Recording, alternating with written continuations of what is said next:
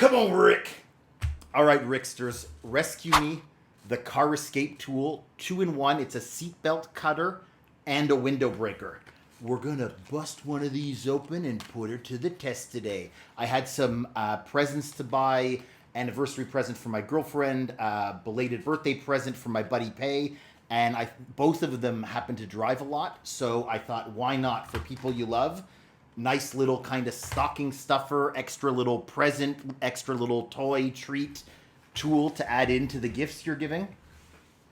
A couple things about this tool. So it's made from stainless steel and what they call ABS plastic.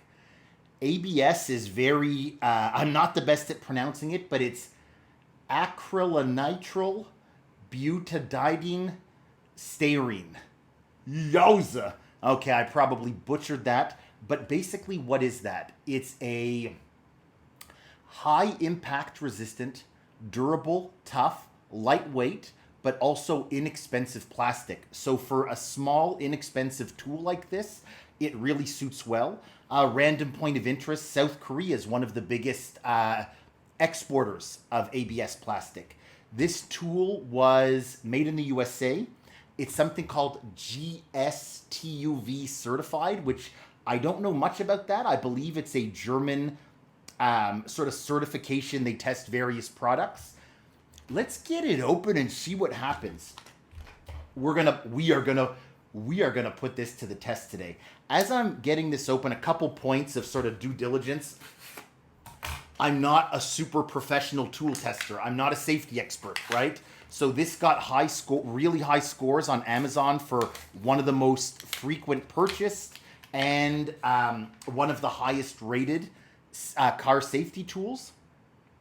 With that said, please reference more professional reviewers and external sources when buying a tool like this that you might be relying on to save your life, right? We do at Dave Does Reviews, we take safety seriously. What do we have? Not super much to look at, right? I picked the bright yellow because I think very easy to find, kind of if you're in a pinch, which, let's hope that never happens to any of our loved ones. Wow, only 16.85 grams, incredibly light. So yeah, under 17 grams, we're talking less than 2/3 of an ounce. Let's go ahead and glove up and zoom in on this, and then we're gonna test it. Come on. How much was this baby? This baby was 480 Thai baht, which is 14 US, 18 Canadian dollars, or about 100 RMB. You might find it less expensive if you're buying it in the West, like in US or Canada. But anyways, even at that price, very reasonable. Very light. An important point, again, when it talks about doing your research, one of the competitive brands of this, also a very big seller, had been kind of battle tested and was losing the battle on cutting through seatbelts. And then apparently a year or two later, they actually sort of upped their game and the level of the cutter, and now it works better. So always make sure you're buying kind of the right iteration of the right brand, of the right product. When looking at this online, the thing that initially concerned me was that you have an exposed blade here. And as a knife enthusiast, a pocket knife enthusiast more specifically, that's something I'm not a big fan of. So you might want to have this put somewhere strategically in your car. It would be hard to get your finger in there to cut yourself, to be honest with you, but nonetheless, store it accordingly. So how do you get this open? Okay, not bad at all. I thought I had read in one of the reviews somebody saying it wasn't the easiest to take apart, but I find that pretty straightforward. And you could actually kind of have this sort of fobbed onto something where you could just literally yank down, right? And have very quick access. And here you see the blade. Let's put this baby, I'm pumped to put this baby to action. Come on. Come on. So you would have to really kind of be trying, I would say, to cut yourself in there. I wouldn't advise testing like this. I've got pretty sort of battle-worn fingers from my old days. I was training to be a chef when I was younger. So my fingers have seen some tough days. Anyways, The exposed part there, not my favorite. I found this at my local market today. I wanted to try and simulate something that looked like a seatbelt. So, and a similar kind of texture and thickness. A couple things when you're doing a test cut of this type. I've got this wrapped around the loop of my chair. If you pull too hard, you're not really simulating a real life environment, right? If you're sort of in a pinch, in a jam, the seatbelt might be on you a bit loose, and cutting through something that's loose versus cutting through something that's tight is a very different sort of dynamic. It's a lot easier to cut something when there's a lot of tension or pull on it. So let's get it on. Here we are, first cut. Another thing I've heard, I believe, and you can fact check me on this in the comments if you like, but I believe they say the easiest cut when you're using this type of tool is at about a 45-degree angle. Here we go. Okay, that was not bad. Not bad at all. Let's try it with a bit of a looser kind of pull. I'm pretty impressed, to be honest with you.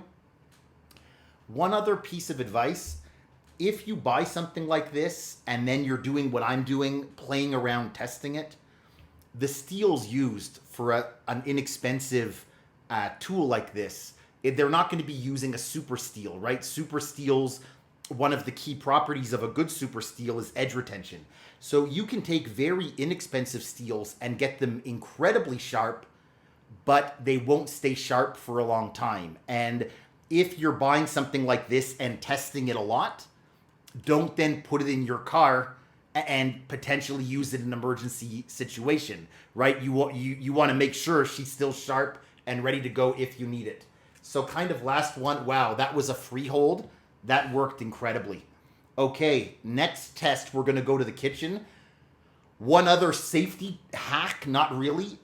You would think this is obvious, but I was even tempted to try giving it a punch on my hand. And there's actually comments online and then some videos that say, don't be a meatball, do not try that. These kind of punching, these glass breakers, you can really hurt yourself if you're trying to prank a friend or kind of hit somebody on the elbow. These really are meant for safety purposes.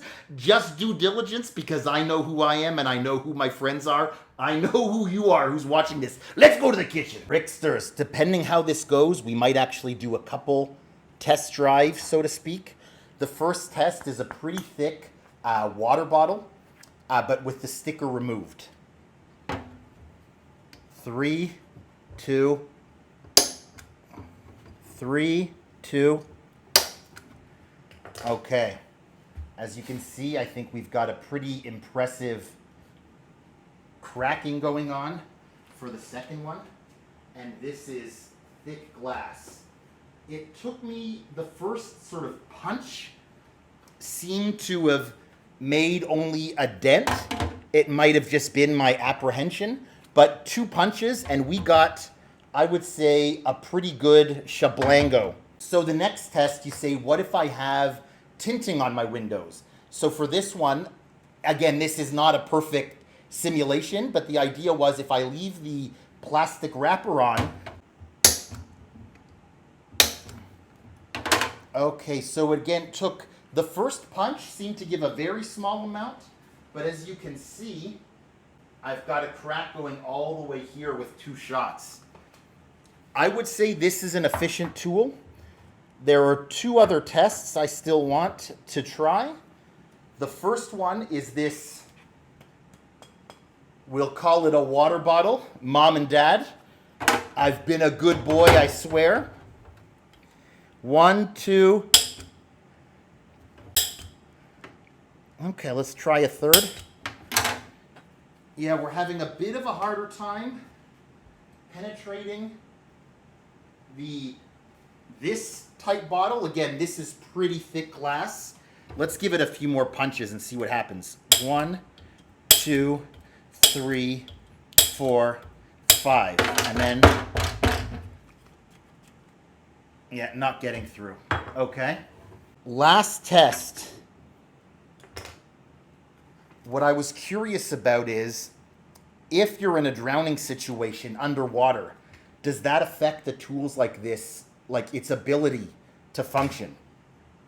I'm going to go ahead and get the plastic off of this bottle, and we're going to try a water test. Never a dull moment. Last test for today is the initial bottles, the small water bottles we were using, but trying it where it's pretty much full of water and submerged in water. Now, again, this type of glass bottle that I'm using, I've dropped them before, I believe, without them shattering. So I might be asking a bit too much out of this tool. I don't know. Nonetheless, I'm asking. What's she gonna answer? 3, 2, 1. Let's see. I made some impact, but I think it's gonna take quite a few punches to get through underwater. Let's try again. There we go. Okay. It took me about 5 punches. I did have to put some pressure, but I'm going to be very careful here because this is sharp. I've got some special gloves on, of course. As you can see, it took me 5 punches, but we got through. What you can be the judge on, is this glass thicker, thinner, easier to kind of break than car windshield glass. But nonetheless, 5 punches with my hand, and we got it. And that was with an underwater test. I don't know. I feel really hesitant giving a final thoughts on something like this because it's your safety, it's your loved ones. Do the research, do the math, you make the judge. But this is the kind of tool you should have in your car. I really believe strongly. Be safe and have a good weekend. Come on, Rick Stars!